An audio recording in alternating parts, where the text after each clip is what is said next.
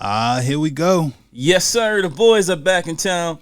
Rap Sports News, RSN Podcast, baby. I'm Canary Slyce. Man.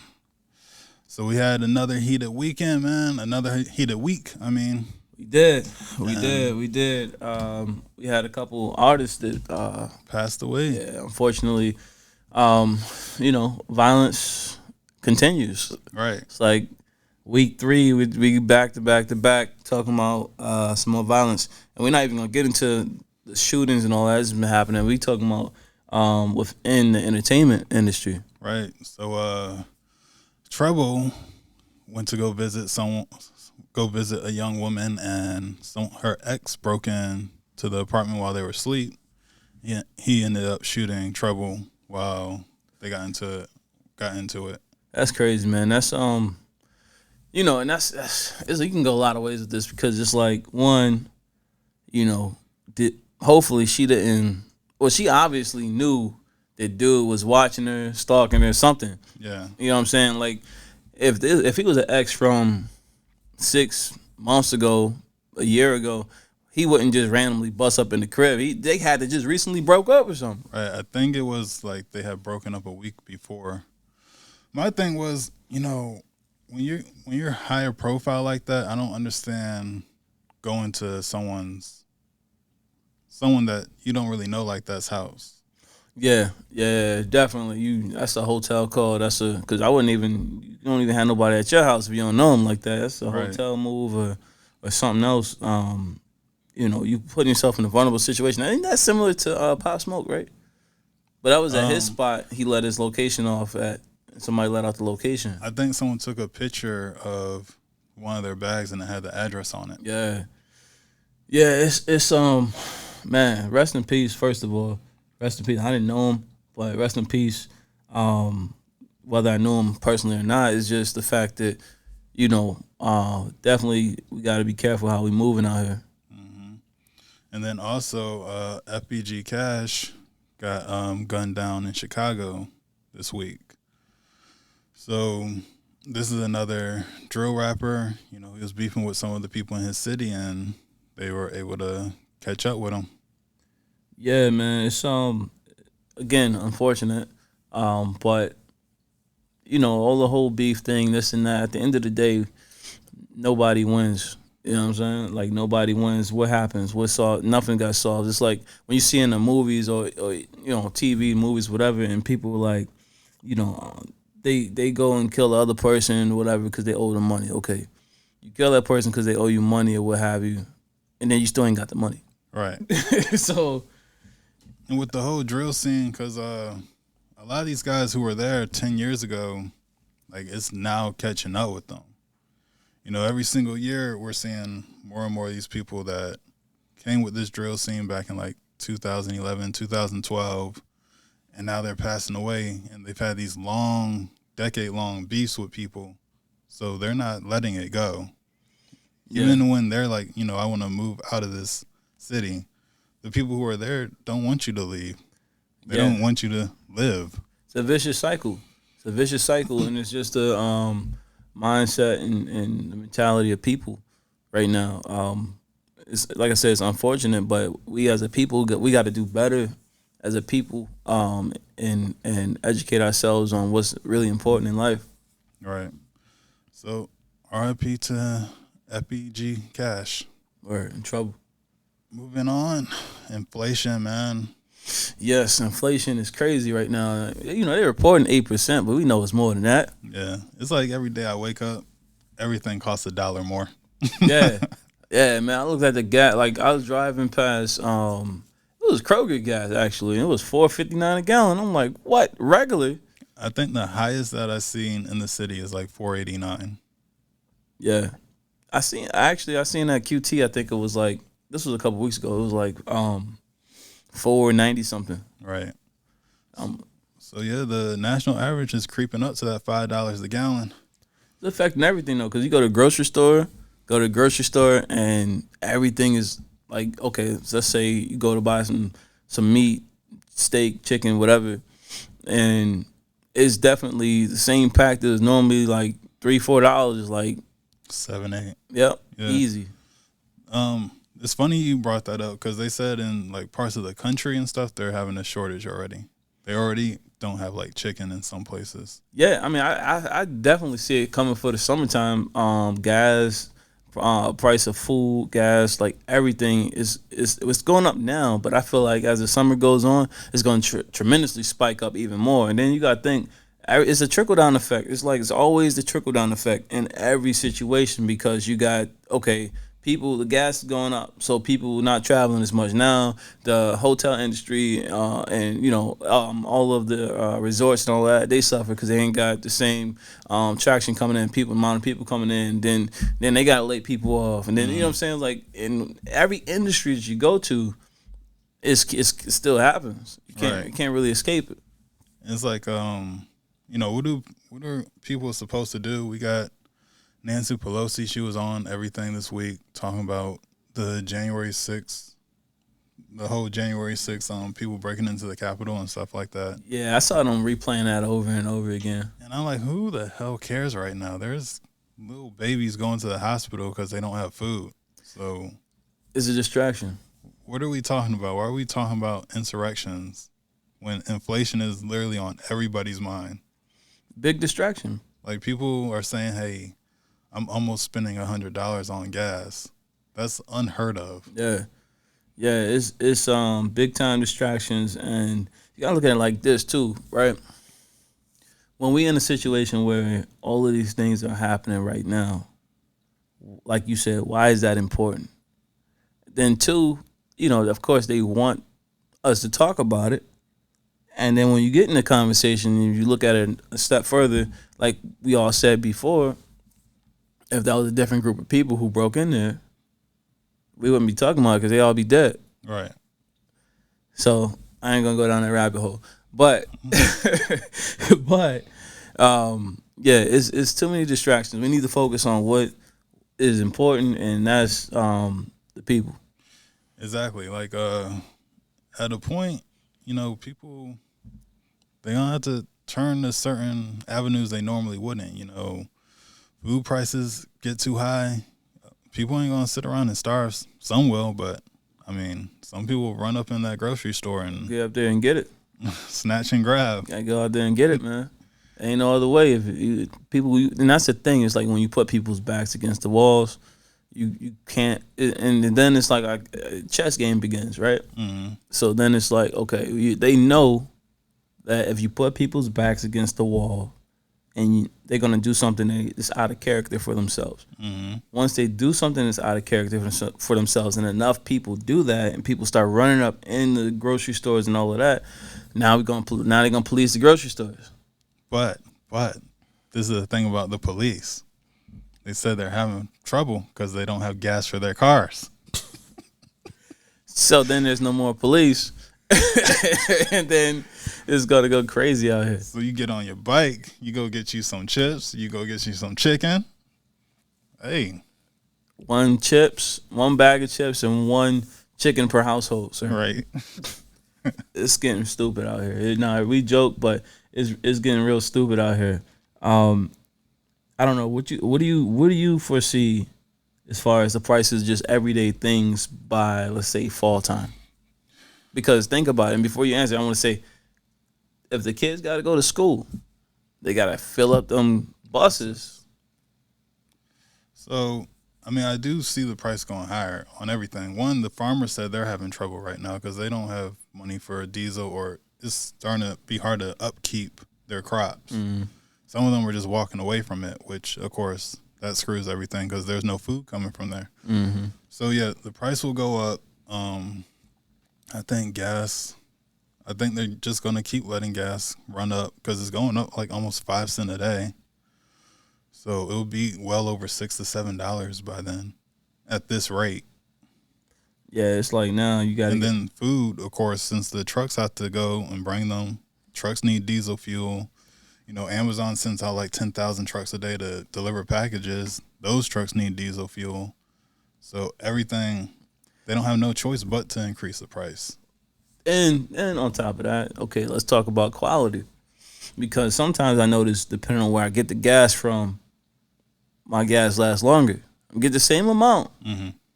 But it's like, is this gas watered down from that gas? Same with the food.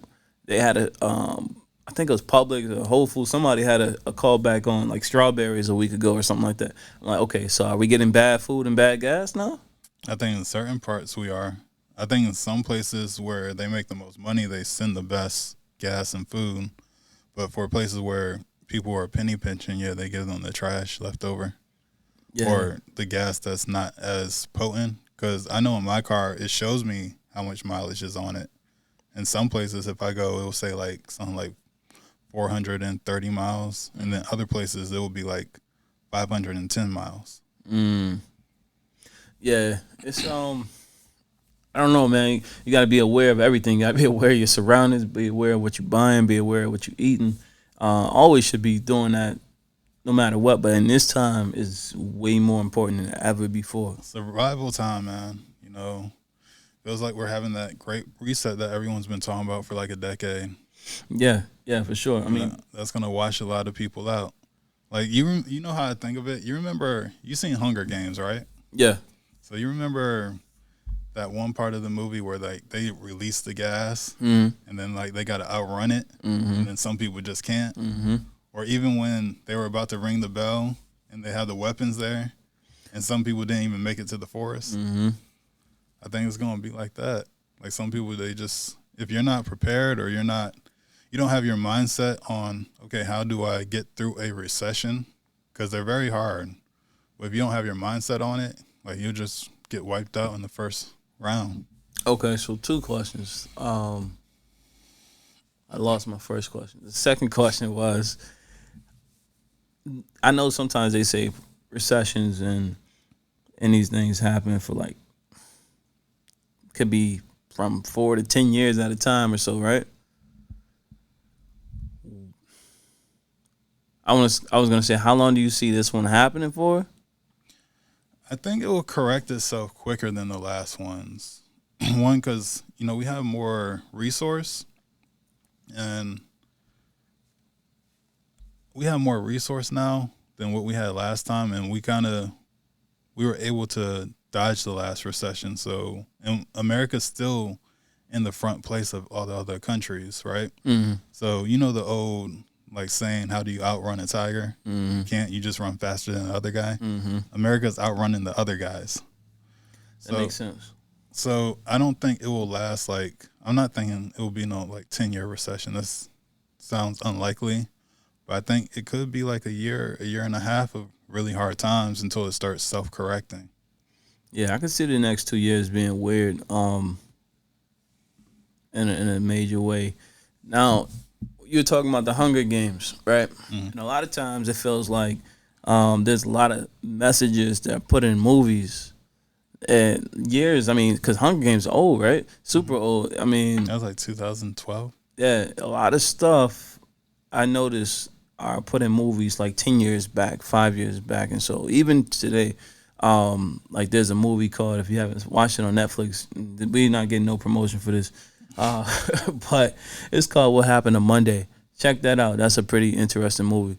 But what I'm saying is, the point I'm getting at is a lot of things that happen in movies. It seem like it happens later on in life, and it's like they're throwing out messages for people to catch on. You know what I'm saying? It's like my question is, do you think that's happening? Do you think they're putting out messages for people to catch on to, predicting what's going to happen? Or 2, do you think it's just coincidence? I think that they do some sense of brainwashing. You know, you think about radios, they call it radio programming for a reason. You know, you hear a song, you hate the song, but they play the shit like 50 times a day, then you're like, oh, it's all right. Yep. I think they do that kind of in movies in the sense of, hey, this is what's going to happen in the movie. This is how they work it out, and we do this, and we move, and you see how the good guys win at the end type shit, which it don't happen like that in real life. But if you can get people into the fantasy of it working out some way, they don't push back too hard on it. Yeah, I can see that. I had an argument, not an argument, but a debate, I should say, with someone earlier this week. If he's watching this, he's gonna know who he is about the media in general, right? So his point was that, well, my point was that I feel like a lot of times the media controls the narrative.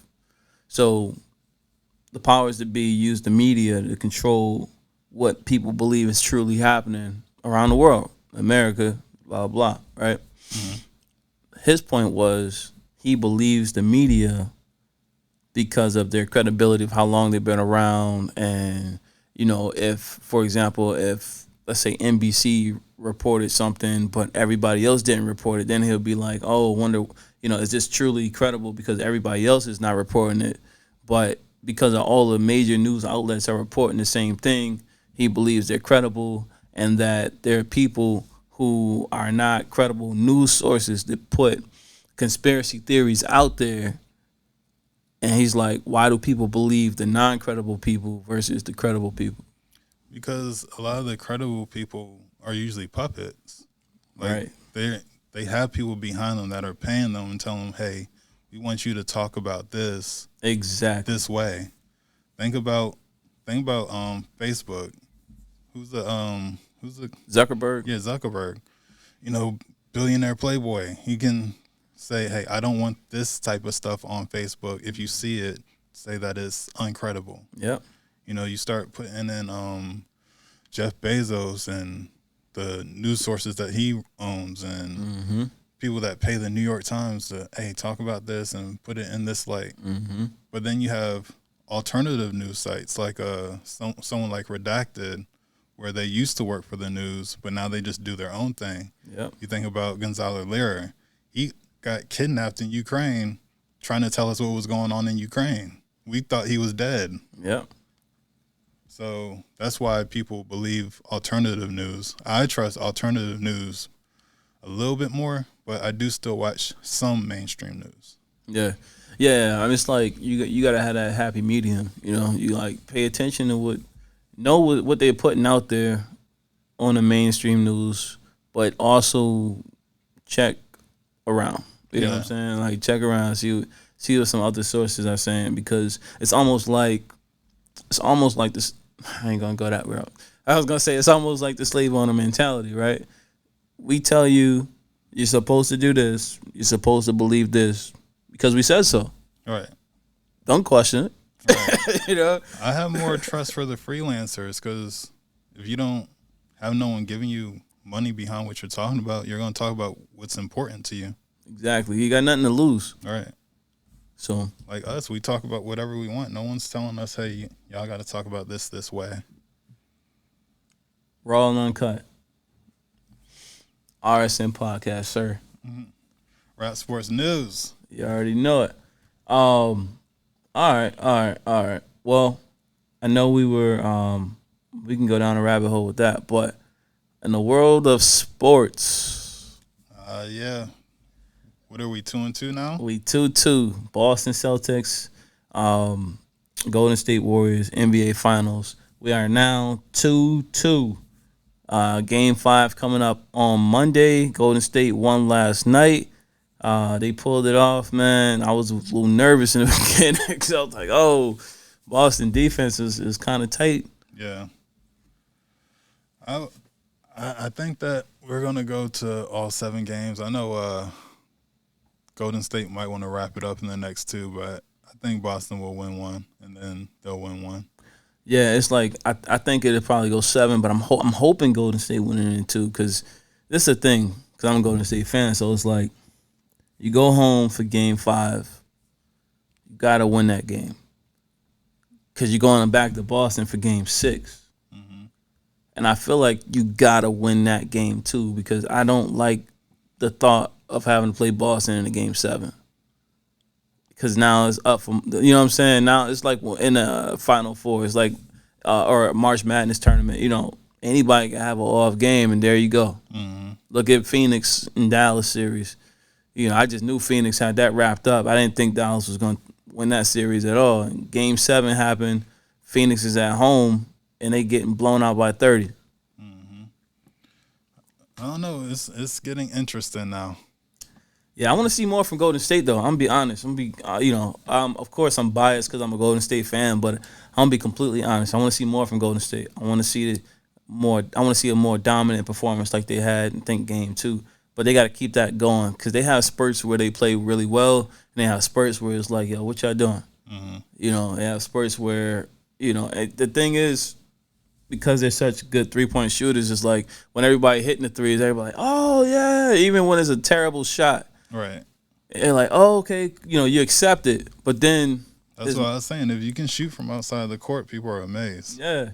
And then, you have moments like last night where I got nervous because, you got the momentum. They're coming back, right? They were losing, they came back, they winning up by 5 or so. And then you see Boston fighting back, they score, and then you get Jordan Poole come down and shoot an unnecessary 3, and I'm like, right. Come on, man. Get to the hoop, get a bucket. You know what I'm saying? Get to the hoop, get a bucket. Don't force nothing that don't need to be forced. This is the NBA Finals. We can't take these risks like you do during the season. You come down a pickup game, you don't care. You coming down, you like, I know this is a bad shot, but I want to shoot it. You know what I'm saying? You shoot the shot. Not in the finals, not with it all on the line. So we got to tighten that up. Yeah, man. Definitely interested to see how the game goes down Monday. Yeah, as much excitement is around the NBA Finals. I always love the NBA Finals for the most part, but it's sad too because now it's like, dang, no basketball, NBA basketball until the fall. So I'm not sad because that means football's right around the corner. Yeah, August, but then we got WNBA going, so. Shout out to the WNBA. Shout out to the ladies. All right, man. Any last final words for the people? Yeah, guys, hold it down. Inflation going crazy, but, make sure you use your brain. Don't be out here taking unnecessary risks because it's still illegal to steal. But the cops might be kind of late getting to you because there's no gas. You got no gas. You got a 7-minute window, folks. Get in and get out. All jokes aside, everybody be safe out there. Signing off, RSN Podcast, Rap Sports News, Slyce. Canary Balance. Peace.